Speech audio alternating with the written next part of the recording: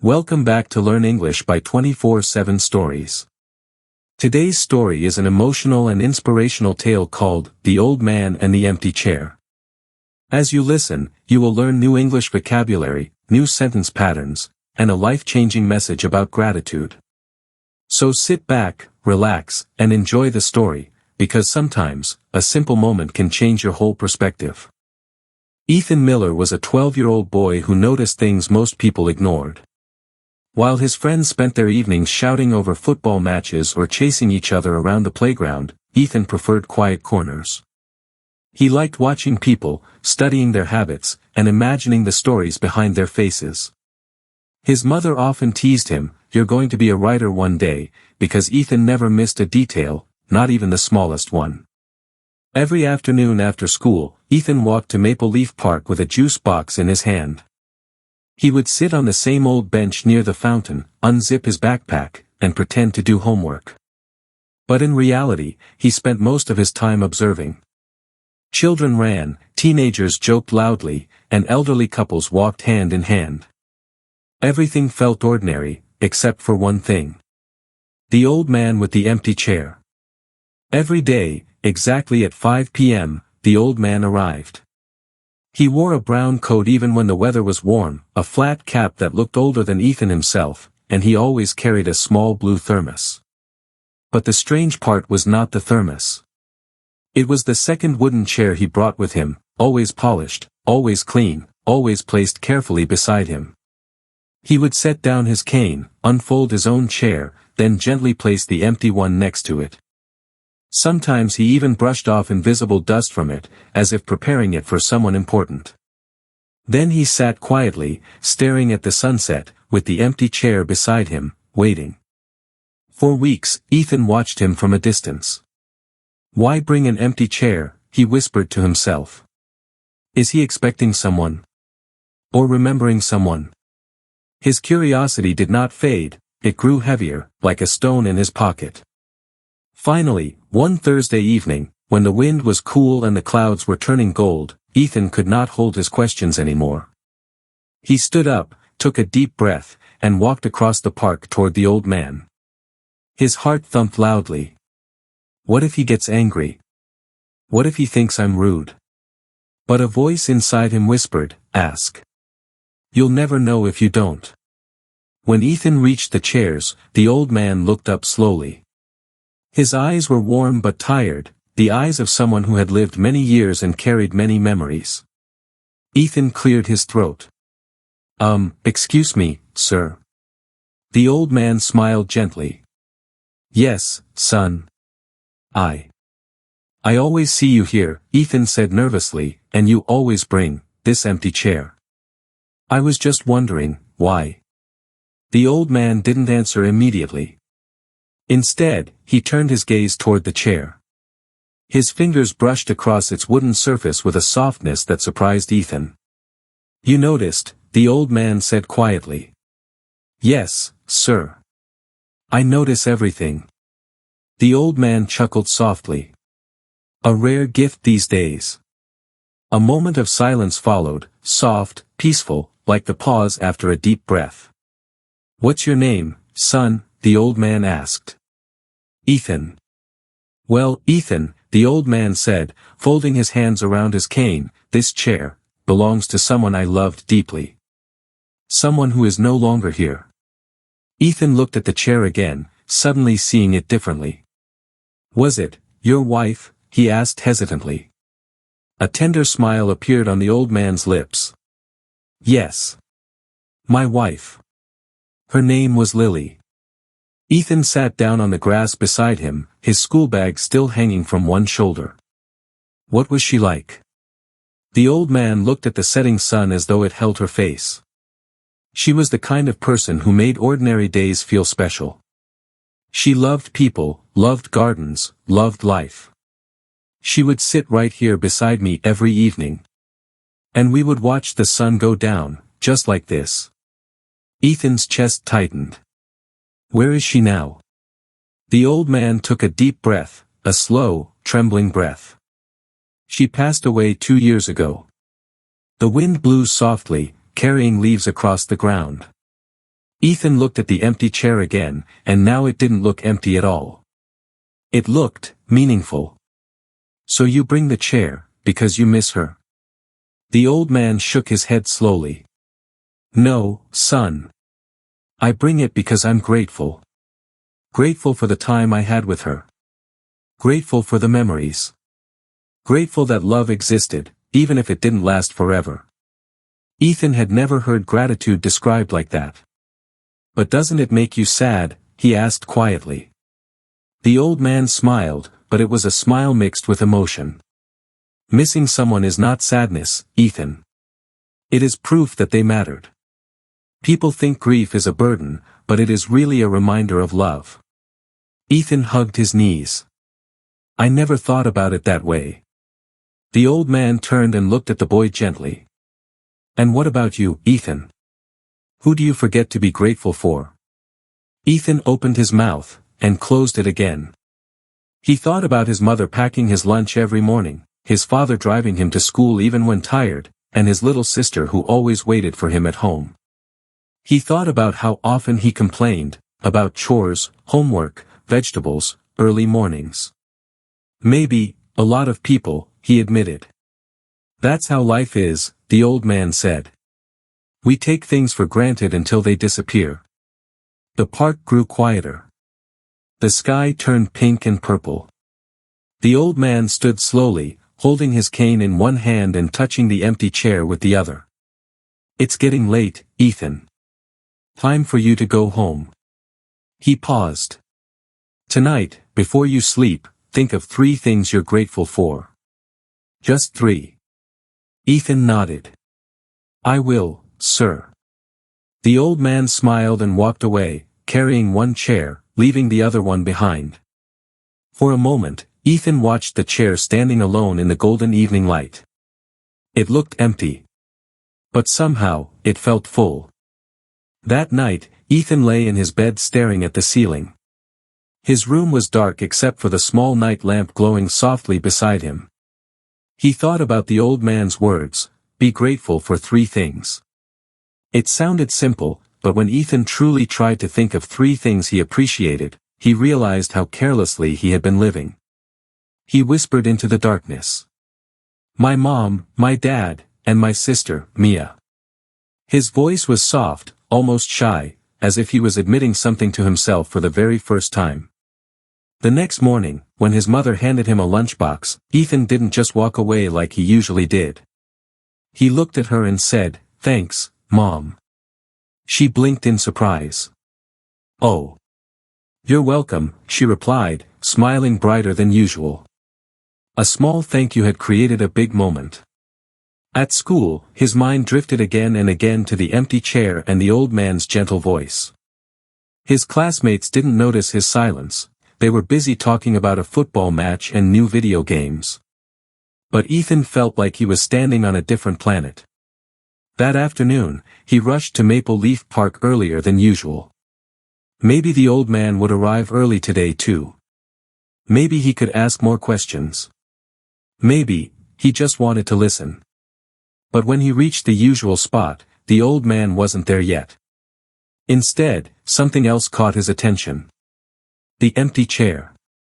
It was already placed beside the usual bench, standing alone, sunlight touching its wooden surface. Ethan walked slowly toward it. He ran his fingers along the edge of the chair. It felt warm. Not physically, but emotionally, like the chair had its own heartbeat, its own story carved into it. What do you see, Ethan? The familiar voice made him turn.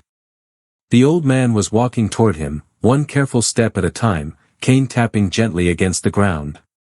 You came early today, Ethan said, smiling. And you came earlier, the old man replied. That means something must be on your mind. Ethan nodded. Yes. Last night. I thought about what you said. And, the old man asked. I realized I take too many things for granted. He paused. I didn't even know that I wasn't grateful, until you made me think. The old man gave a soft, approving nod. That's how awareness works, son. The moment you notice something, your whole world changes. They sat down, Ethan on the grass, the old man on his chair. The empty chair stood beside them like a silent third companion. "Sir," Ethan began, "do you ever feel lonely?" The old man smiled sadly. "Of course. Anyone who loses someone they love feels lonely. But loneliness teaches you to value presence." "What do you mean?" Ethan asked. The old man lifted one hand and pointed to the chair.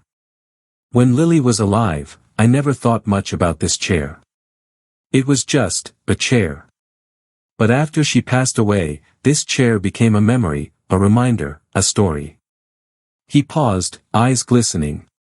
"You see, Ethan, things gain meaning only when someone we love fills them." Ethan swallowed a lump in his throat. "I wish I could have met her." "She would have liked you," the old man said. "She loved children. She always said children see the world honestly." The wind blew softly between them. Ethan looked up at the sky. "Sir, may I ask you something?" "Something personal?" "Anything," the old man replied. "How did she pass away?" The old man's eyes drifted into the distance. His fingers tightened slightly around his cane. "She suffered from a heart condition. We knew it was serious, but she never stopped smiling. She said smiles were stronger than pain." His voice trembled. "One day, her heart simply couldn't keep up. She passed in her sleep. Peacefully." Silence settled between them, a respectful silence. Ethan didn't know what to say, and the old man didn't expect words. After a few minutes, the old man continued. "Do you know why I keep coming here, Ethan?" "Because this was your spot together." Ethan guessed.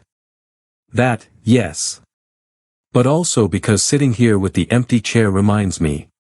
He touched his chest gently. "That love doesn't disappear. It only changes shape." Ethan nodded slowly. He felt something shift inside him again. The old man leaned closer. "And there is another reason I keep this chair." Ethan raised his eyebrows. "What reason?" "For company," the old man said. "Not just Lily's company, but the company of anyone who wants to learn something from her memory." Ethan's eyes widened. "Me?" The old man smiled warmly. "Yes. You. You asked questions. You observed. You cared. That makes you worthy of sitting beside her memory." Ethan looked at the empty chair with new eyes, full of respect. "Sir, may I sit on it?" The old man placed a trembling hand on the chair. "Lily always believed that every chair has a purpose. Today, this chair's purpose is yours." Ethan slowly sat down. He felt something he couldn't explain. A calmness. A warmth. A quiet sense of connection. It was like sitting beside a story.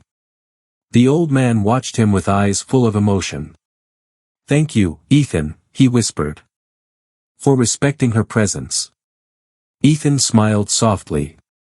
"Thank you, sir, for trusting me with it." The sky turned deeper orange. Birds flew home. Children began leaving the park. But Ethan and the old man stayed, sitting side by side, one remembering, one learning. As the old man stood up to leave, he said something that stayed with Ethan forever. Gratitude is not about saying thank you. It's about noticing what matters, before life teaches you the hard way. Ethan watched him walk away, his cane tapping rhythmically on the path. The empty chair stayed behind, shining in the last light of sunset. But for the first time, it didn't feel empty at all. The next day, Ethan packed his school bag faster than usual. He didn't even wait for his friends, he ran straight toward Maple Leaf Park. The sky was bright blue, the breeze cool, and he felt a strange excitement in his chest. He wanted to talk more. He wanted to listen more. He wanted to learn more. He wanted to see the old man. But when Ethan reached the familiar spot near the fountain, he froze. The bench was empty.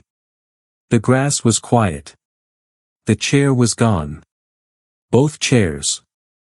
Ethan's heart dropped. He looked around, searching for the brown coat, the flat cap, the cane, anything. Nothing. Maybe he's late, Ethan whispered to himself. He sat down on the ground where the empty chair usually stood. He waited. 5 minutes passed. 10 minutes. 20. The park grew louder, children ran by, birds fluttered across the sky, but the one person he wanted to see wasn't there. For the first time, silence felt heavy. After almost an hour, Ethan stood up and walked home slowly. His mind was full of questions he didn't know how to handle. Did something happen to him? Was he sick? Would he ever come back? That night, Ethan couldn't eat properly. He pushed food around his plate until his mother asked, "Honey, are you feeling all right?" He nodded weakly. Just tired. But it wasn't tiredness. It was worry. Before sleeping, Ethan sat by his window and whispered again. "I hope you're okay, sir." The next afternoon, Ethan ran to the park again. Faster this time. Heart pounding. Breath short. Hope rising inside him like a balloon. But when he reached the bench, again, the old man wasn't there. And this time, a strange fear crept into Ethan's chest. He sat on the grass and pressed his palms together. "Please come," he whispered. Minutes passed. Then an hour. And the sun began sinking behind the trees. Ethan stood to leave, disappointment weighing down his shoulders. But just then. Tap. Tap. Tap. The familiar sound of a cane echoed behind him. Ethan spun around. "Sir." The old man was walking slowly toward him. His steps were weaker, his face pale, and he wasn't carrying either of the chairs. Ethan ran to him. "Sir. Where were you?" I thought something happened." The old man gave a tired smile. "I'm sorry, Ethan. I wasn't well yesterday.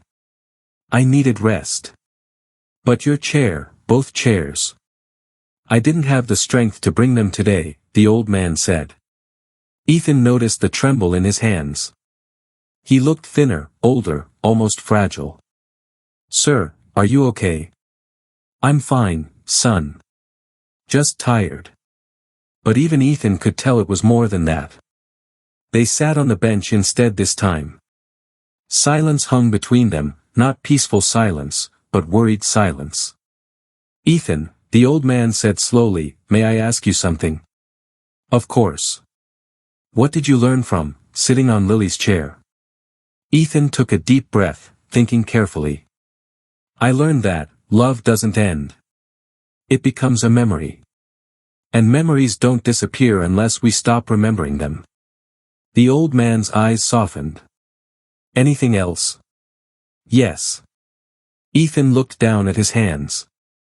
"I learned that gratitude isn't something you do when you feel happy. It's something you do even when life hurts." Tears formed in the old man's eyes, gentle, grateful tears. He placed a shaky hand on Ethan's shoulder. "You understood it better than most grown-ups ever do." The sky turned golden as the sun began to set. The old man leaned back against the bench, breathing slowly. After a pause, Ethan said quietly, "Sir. I don't want you to come here alone anymore." The old man smiled faintly. "Why is that, Ethan?" "Because," Ethan hesitated. "Because nobody should sit beside an empty chair alone." The old man looked at him with deep affection. "You are kind, Ethan.